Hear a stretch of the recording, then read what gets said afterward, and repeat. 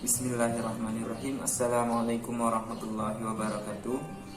Nama saya Zenit Imani, NPM 19/11/2024.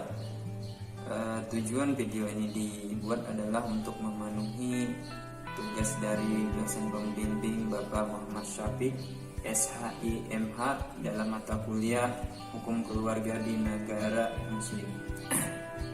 Di sini saya ingin mempresentasikan sebuah makalah yang berjudul Pengaturan Mahar dalam Hukum Keluarga di Beberapa Negara Muslim.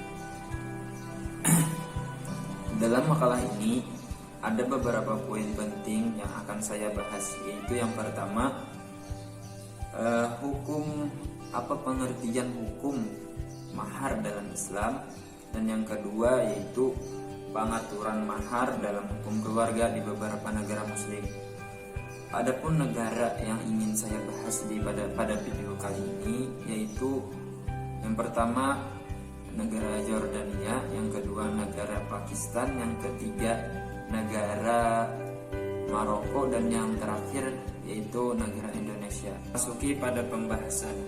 Yang pertama yaitu pengertian dan mahar dalam hukum Islam. Kata mahar berasal dari bahasa Arab yang termasuk kata abstrak atau masdar, yakni mahran, dari kata kerja yang berbunyi mahar yang huruf mahran, lalu dibakukan dengan kata benda mufrad al-mahar. Nah itu jadi di Indonesia kan bisa disebut juga mahar atau identik dengan sebutan mas kawin.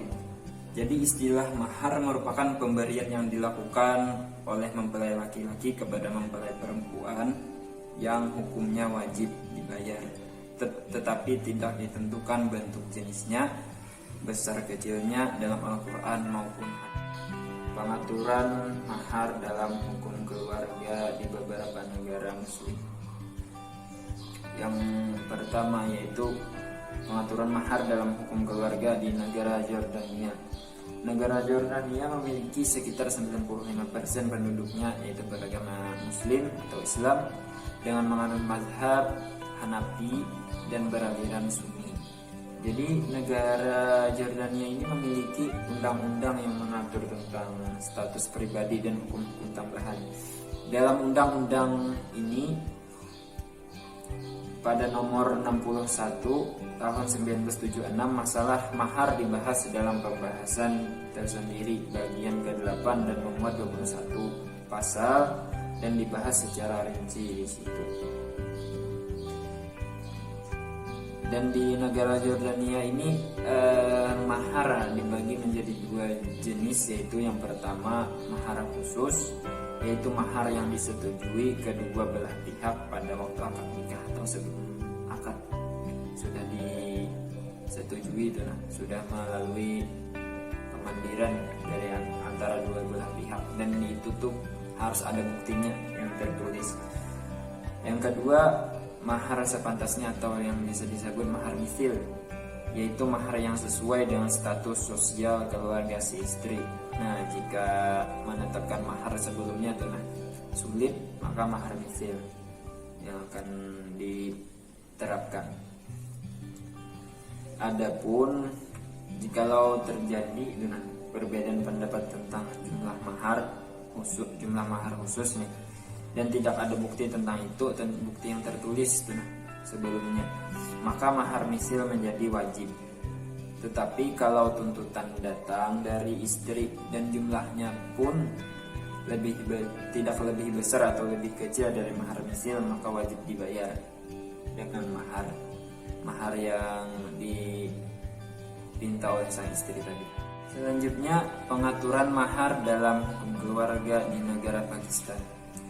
Jadi negara Pakistan ini memiliki undang-undang yaitu Pakistan 2 Perbaikan dan Perlindungan Hukum Pribadi 1947 sampai 1987. Mengenai mahar, Ordonansi 1961 mencantumkan peraturan, yaitu jika tidak ada penetapan model pembayaran mahar secara spesifik dalam sebuah akad perkawinan, maka jumlah mahar itu dapat dibayarkan berdasarkan permintaan atau pengaturan ini diilhami oleh mazhab Syiah Isna Asy'ariyah.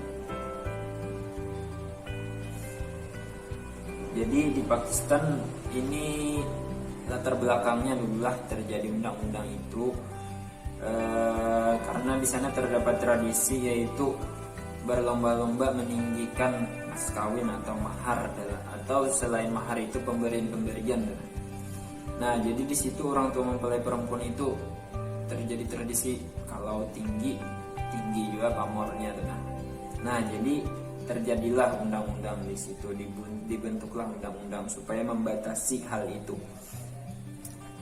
Adapun pemberian yang terdapat dalam undang-undang ini dibahas yang pertama yaitu ada bridal gift, pemberian yang diperjanjikan yang diberikan kepada calon pengantin perempuan oleh pihak pengantin laki-laki atau orang tuanya sebelum, pada saat atau setelah akad nikah, tetapi bukan mahar mas kawin. Nah, jadi kayak pemberian itu di daerah Banjar ini bisa disebut jujuran. Nah, sejenis kayak itu. Yang kedua yaitu pemberian dauri, yaitu pemberian orang tua kepada pengantin perempuan kepada anaknya yang kawin itu. Dan yang ketiga present atau hadiah, yaitu pemberian-pemberian yang diberikan kepada keluarga pengantin laki-laki atau perempuan. Yang biasa kita kenal di sini kan kado pengantin yang dibawakan dari tamu undangan biasanya. Nah, jadi undang-undang ini mengatur jumlah atau nilai jenis pemberian yang diperjanjikan tersebut.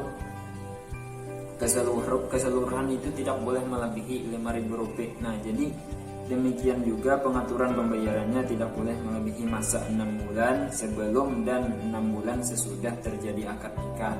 Nah, di antara isi undang-undang ini, batasan mahar Pakistan pasal 3 disebutkan bahwa jumlah maksimal mahar adalah Rp5.000 juga. Selanjutnya, pengaturan mahar dalam hukum keluarga di negara Maroko. Di negara Maroko memiliki undang-undang yang mana pada 2004 mengalami pembaharuan, yaitu Mudawanah Al-Ahwal Asy-Syakhsiyah yang terdiri dari 300 pasal dalam 6 bagian. Mahar dalam hukum keluarga di negara Maroko didefinisikan dalam pasal 26 Mudawanah Al-Usrah sebagai berikut. Mahar adalah suatu yang diberikan suami kepada istrinya sebagai perwujudan rasa kesukaan pada saat akad nikah dan membina rumah tangga, serta pengukuhan dasar kecintaan dan hubungan antara suami dan istri.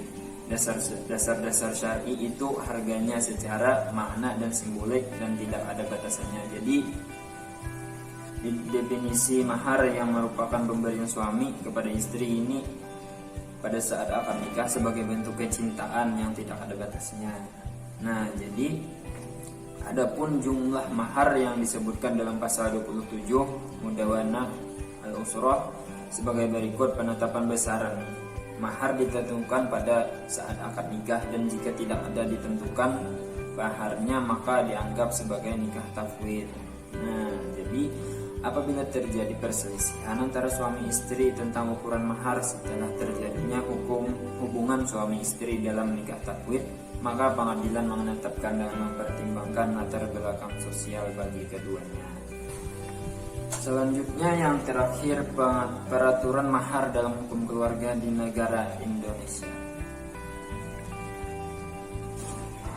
Mahar di Indonesia telah diatur dalam KHI atau Kompilasi Hukum Islam, namun terkait besaran jumlah mahar yang diberikan tidak diatur dalam perundang-undangan KHI.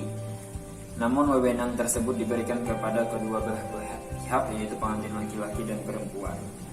Kompilasi Hukum Islam melalui Instruksi Presiden Nomor 1 Tahun 1991 mengatur mahar secara panjang lebar dalam pasal 30, 31, 32, 33, 34, 35, 36, 37 sampai 38, yang hampir keseluruhannya mengadopsi dari kitab fikih menurut jumhur ulama.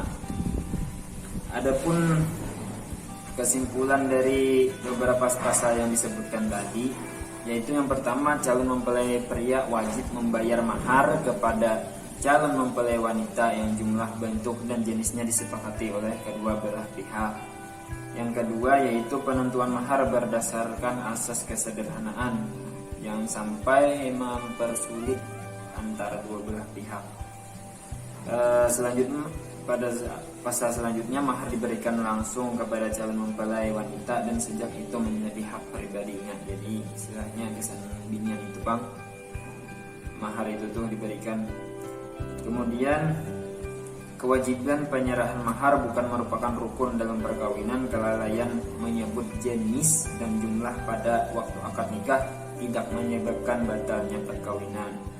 Begitu pula halnya keadaan mahar masih terutang, tidak mengurangi sahnya perkawinan.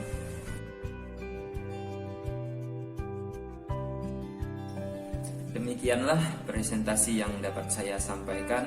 Semoga bermanfaat bagi kita semua, dan jikalau ada terdapat salah kata dan salah perbuatan dari saya, mohon maaf lahir dan batin. Akhirul kalam, wassalamualaikum warahmatullahi wabarakatuh.